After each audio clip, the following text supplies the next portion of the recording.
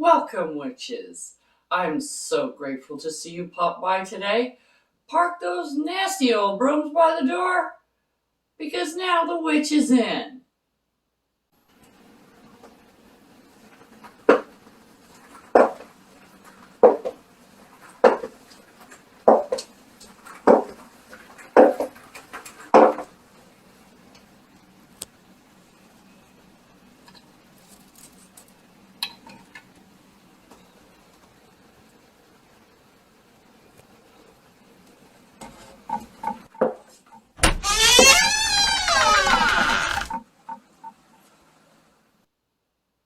Blessed be.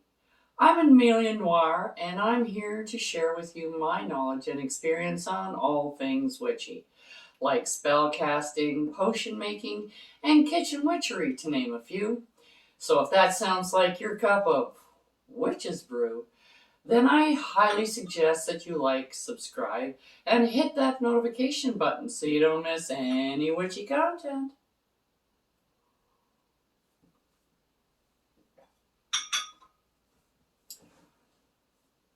We're going to continue with our elemental salt making, and today we're going to be doing the element of fire.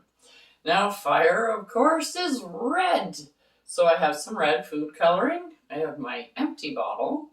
I have some ginger oil here that we're going to be using, clove oil, and cinnamon. Okay, and of course, don't forget salt. All right, now, we all know what fire does. Fire heats things up. It's for passion. It's for inspiration. You know, when you get the flame of inspiration, and it's like put a fire under your ass and all that kind of stuff. All of those words are talking about the fire within, this kind of thing that comes from within, that you use to attain what you want or break through what you want. It's great for creativity. It comes in flashes, and then you go like a whirlwind through and do things.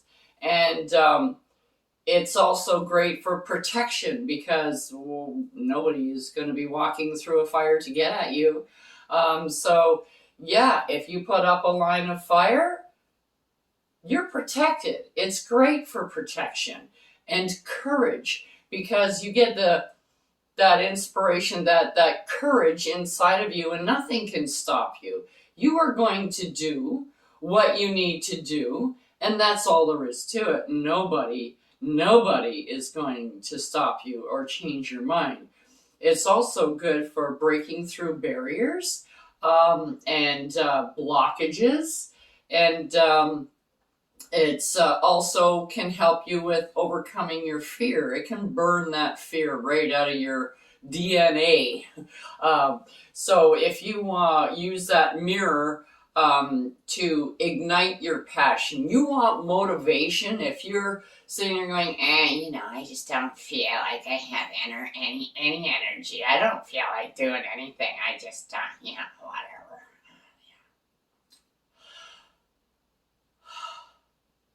You're beyond bored, and you want something to happen, but it's just not coming to you.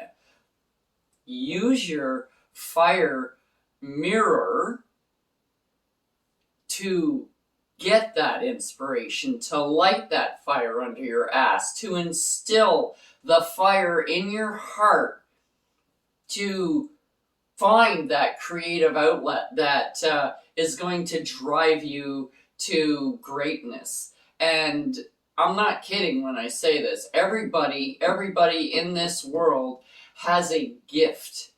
Some people don't call them gifts. They don't even think of them as gifts, but they are gifts nonetheless. People who are really good with math. That's a gift. I suck at math. That's why I'm not really good at astrology, to tell you the truth, is because I really suck at math. all of this stuff, it just confuses me. And, that's why I just stick to the basics. I got the basics down, and that'll get me through. It's not my forte. But some people, they got all this. It's like they got a filing cabinet in their head. They go in there and they can pull out everything, and this is in retrograde, and this is coming in, and you gotta, and it's amazing. I have total respect for anybody who does astrology and numerology and things like that. But this is what I mean. You have a gift, and it's the same as in witchcraft. Don't label yourself. Don't say, I want to be this kind of witch, and I'm just going to do this. Because once you get in there, you may find that you really suck at it. And it's not bringing you any joy at all. And you need to explore other avenues. That's why I say don't stick a label. I want to do this. Sure, when you're starting out, go for whatever you want to go for. But then keep learning, keep exploring, keep going on and on and on, and you will build up an incredible repertoire that you can pull out of your witch's hat and stuff into that cauldron to make things happen. And if you keep your options open, then you have more options to choose from. You don't have to just stick to this type of magic. You can do any kind of magic. You can do fire magic. You can be a sea witch. You can be a hedge witch. You can be, anything you want. And if you want to use a deity, you can follow Hecate or whomever. But you can follow anybody. You can follow Thor. You can follow Zeus. You can follow God. You can follow Buddha. It doesn't matter, because you have the option to, today I'm using Buddha, tomorrow I'm using God, and the next day I'm going to go and talk to Hearn. And and this is the thing, but you need to also realize you need to have a relationship with these deities and the elements too. But I think in Wicca, correct me if I'm wrong, you can put it down in the comments. I find that Wicca puts more emphasis on the deity instead of the elemental work. In the covens that I was in, that's what I experienced. But like I said, all covens are different. You can get a coven that has 25 witches and they're all different kinds of witches, right? So it's like coven of, what do we call ourselves? Find some really cool name.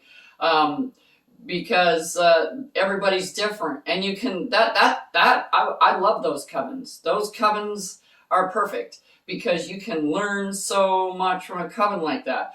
If you're limiting everybody to doing all the same thing all the time, you're really not going very far, very fast.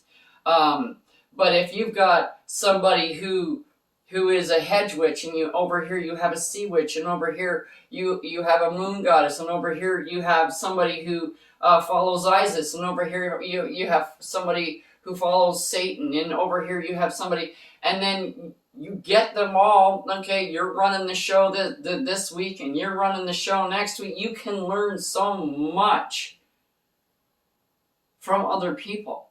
That's where you get the majority of your knowledge from, is other witches. And different practices. Like I've said before, we have all different kinds of practices on our channel already. We have hoodoo, we have voodoo, we have Satanist, we have Christian, we have a lot of elemental magic, we have fae magic, we have fairy magic, we have dragon magic, so those are just the ones that I can think of right off the top of my head. Because I don't just say, ooh, this is it. No, I go and I look for things, and I hear things, and then I go and I do my research, and I study it, and I'm sitting there going, oh, this would be so much better than what I'm doing now, and you swap it out.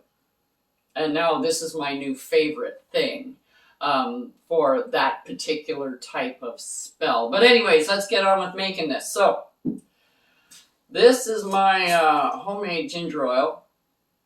I use it for cooking. I also use the ginger in my cooking.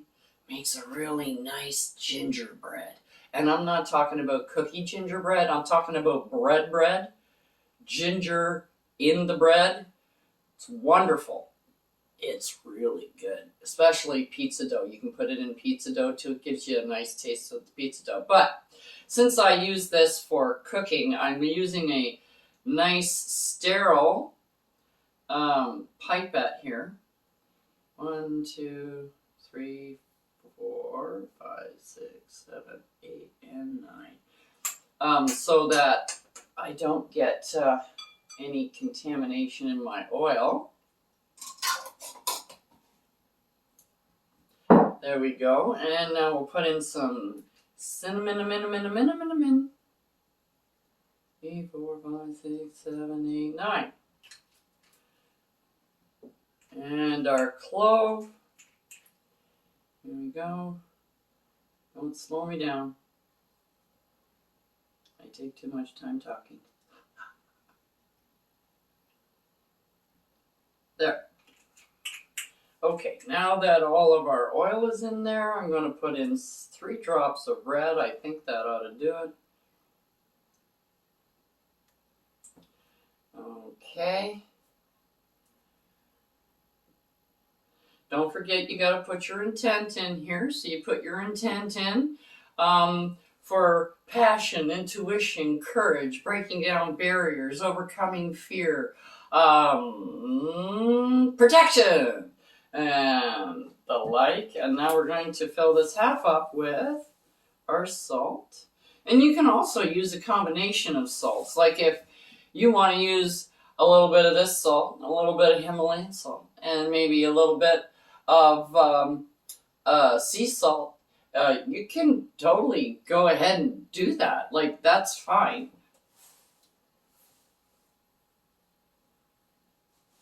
Just don't add any black salt in here because black salt is for your black mirror.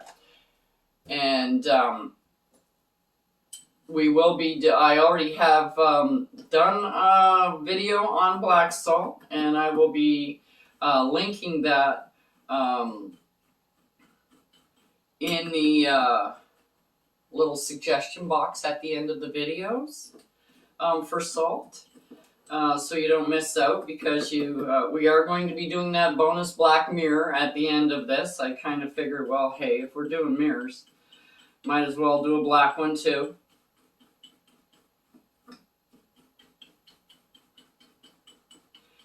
And I just might actually need a little bit more red, because this is looking more pink, and I'm not a big fan of pink. That would be my sister, not me. I'm a red and purple girl. Red and purple. And I kind of go for like the candy apple red, like kind of going towards burgundy, but not quite there. It's still red. And then purple. I like the royal purple, that really deep, dark purple. And I also like the pastel-y lilac purple. Yeah, I think I'm going to have to put in a little bit more. Although I am still getting some clumps in here, so...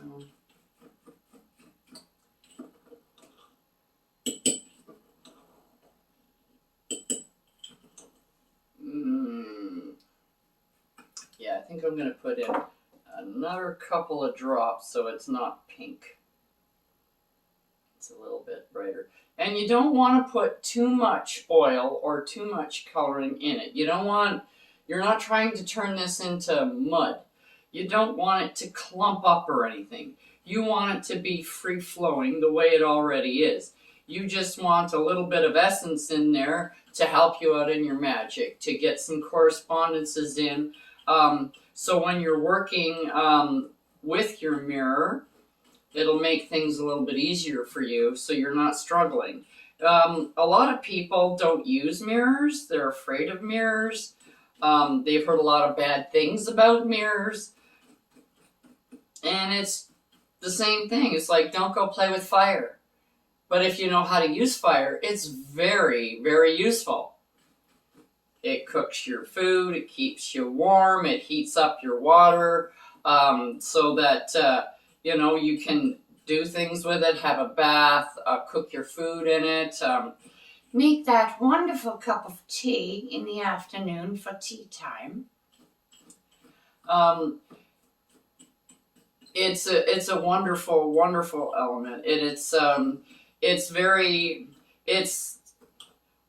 my favorite only because it is very visceral, and it does two things. You can use it to destroy, and you can also use it to create, because the phoenix, which is my favorite fire elemental spirit, is the bird that, when it comes to the end of its life, it bursts into flames and falls to ash.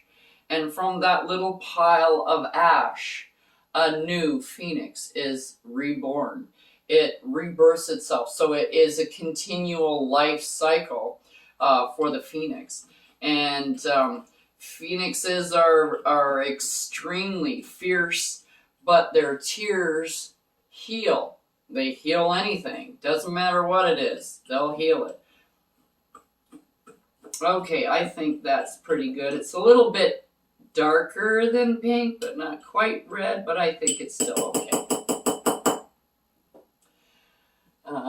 Hopefully you can kind of see the color. And it smells wonderful. Don't forget to put your intent in this, and you can put it out to charge. This is why we're doing it all first, so that all this stuff, other stuff, is ready by the time you get your mirror made. And then you can go directly from the making the mirror one, and the next week you have everything already made, everything already charged and ready to go, and all you do is put it together, and I'll show you a simple elemental mirror spell for each one of the elements that you can use. And you can also tweak it for, depending on what you want to use it for at this very moment. If you're going to be using it on your altar during a big spell, or if you're just communing with that particular element at the time, either or, it works the same. You can just tweak a few words here and there, and you're ready to go. Until next time, on The Witch's Inn. Check out the link below for the correspondences and magical properties of the items used in this video. And don't forget to like, subscribe, and hit that notification button so you don't miss any witchy content our three sisters have brewing for you here on The Witch's Inn.